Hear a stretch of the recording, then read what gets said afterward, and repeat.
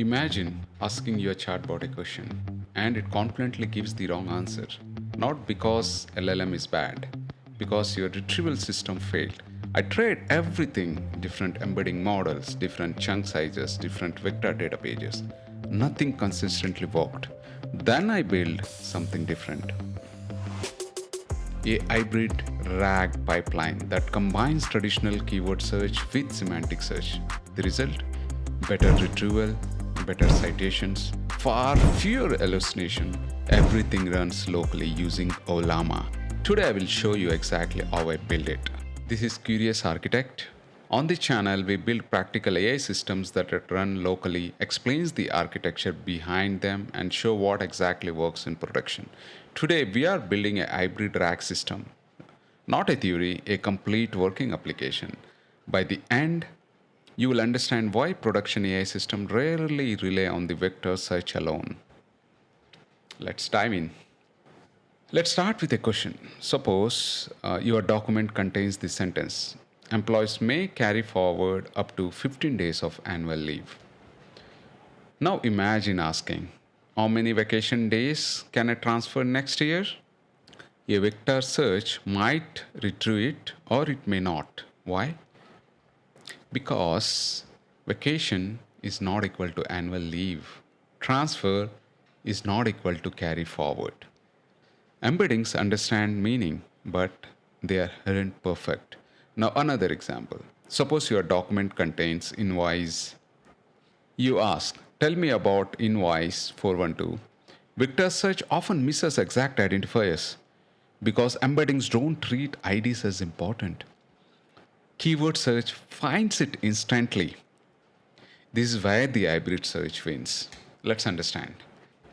Companies like Microsoft, Elastic, OpenSearch, Pinecone, almost every enterprise search platform supports hybrid retrieval because no single retrieval technique is perfect. Keyword search is excellent for IDs, error codes, product names, exact phrases, and semantic search is excellent for intent, meaning, paraphrasing questions, natural language, and finally, hybrid combines these both good world. So let's understand the architecture behind it. User ask a question and the query do the pre-processing. It tokenizes into both like vector search and BM25 search. Then it goes to the next pipeline called score normalization. It figures out which one is the best out of these two. And that result will be chosen as a top relevant chunks. And those top relevant chunks will be given to the Ollama, in our case, is a LLM model. And the final response will be generated for those chunks. Out of these two, the best one wins. Notice something? LLM hasn't changed. We are only improving retrieval. That's where the most RAG quality comes from. Now let's understand what is BM25. BM25 has been around for decades, still powers many enterprise search engines. Unlike embeddings, BM25 doesn't care about meaning. It scores document based on term frequency, inverse document frequency, document length. Now let's understand what's a dense retrieval. Instead of matching words, we convert text into vectors. Queries become vectors, documents become vectors. Similarity is calculated using cosine distance. Don't worry, guys, everything mathematics behind the scene. Let's not go to too much mathematical. We are here to understand the basic concepts. Sometimes you think why one of these search engine is not enough for us, right? Because in some situations, BM25 does the better job. In other situations, vector search does the better job. Let's understand. Ask a question like show error 5034. In this scenario, BM25 does the greater job and vector sometimes misses. Ask the second question, how many holidays can I carry forward? In this scenario, BM25 is a weak, but vector going to do the excellent job because of the semantics. There's no keywords in it.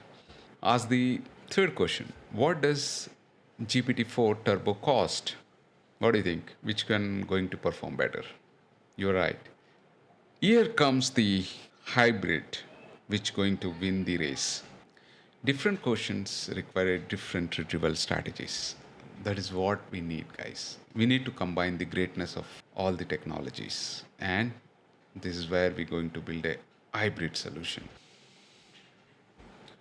Now let's understand the project structure and see a quick demo of the application. To make things easier, I have already built the complete project and uploaded it to my GitHub repository, the Curious Architect 09.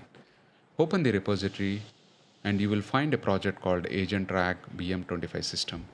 Go ahead and clone the repository to your local machine. Open your terminal and run the standard git clone command. Once the cloning is complete, open the project in VS Studio Code, which is the editor I will be using throughout this tutorial. After importing the project into VS Code, open the readme.md file and follow the setup instructions step by step. The first prerequisite is Ollama. If you haven't installed it already, simply visit ollama.com and follow the installation instructions for your operating system. The installation process is straightforward. Once Ollama is installed, verify that all required models are available by running Ollama list. For this project, we will be using Nomic Embed Text, embedding model, and the QN LLM. If either model is missing, install it using Ollama pull the model name. After the models are downloaded, start the Ollama server by running Ollama serve. With Ollama running, it's time to set up the Python environment, create a virtual environment and activate it, and install all required dependencies from requirement.txt file. This keeps all the project's dependencies isolated and organized. Once everything is installed successfully, launch the application using Streamlit. After the server starts, you will see a local URL typically pointing to localhost 850. Open that URL in your browser. This is the application user interface built entirely using Streamlit. Here you can upload a document such as PDF, text files, etc., or even provide a third-party website URL. The application extracts the content from these sources and prepare it for retrieval. Let's upload a sample policy document. After uploading the file, click Chunk Document. You will notice the document being split into smaller chunks. Behind the scenes, the application is pre-processing the content so it can be efficiently indexed and retrieved during question answering. Now let's ask our first question. What are the leap policies? The application performs a hybrid search combining BM25 keyword retrieval with the vector similarity search to identify the most relevant chunks before sending them to the language model. The response tells that the organization provides a casual leave, sick leave, and privilege leave. Let's ask another question. How many sick leaves are allowed? Once again, the system performs the same hybrid retrieval process, ranks the results, and generates an answer grounded in the retrieval documents. This time, it explains that the policy allows maximum of 7 consecutive days of leave.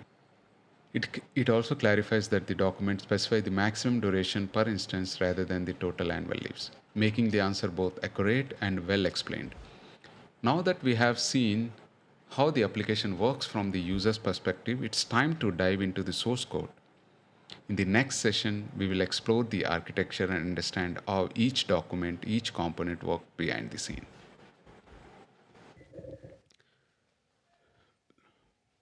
Let's understand the project structure. Loaders.py, the document injection layer. Loaders.py has one responsibility: accept any supported document source and return clean, plain text. PDFs open every page and extract the textual content. Docx files read each paragraph and combines them into a single text document. Web URLs download the web page, remove navigation menus, advertisement, sidebars, headers, footers, leaving behind only the primary article content. A single entry point, load underscore document function, acts as a gateway. It automatically detects whether the input is local or a URL, select the appropriate loader, extract the content, and returns one clean stream. By the time data leaves loader.py, every supported input has been transformed into the exact same format, a plain text string ready for indexing. Next comes rag underscore system.py file, the brain of the application. RAG underscore system.py is where the intelligence of the system lives. It orchestrates the complete RAG pipeline from document processing to answer generation. It has four major responsibilities. Intelligent chunking. Once plain text arrives from the loaders.py, it divides into manageable pieces. Each chunk contains 500 characters with 50 character overlap between consecutive chunks.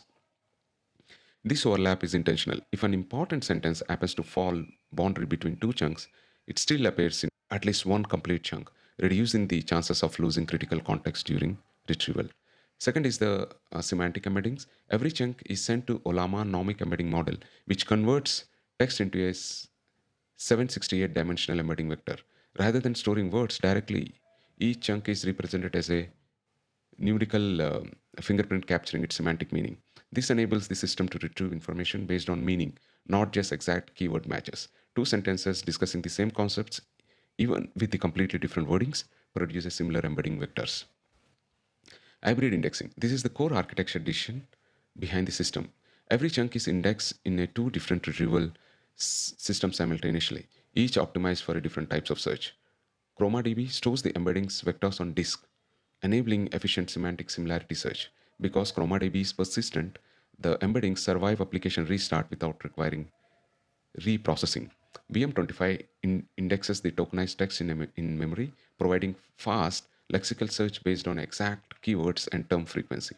Although there are two search engines, there is only one source of truth, the document chunking themselves.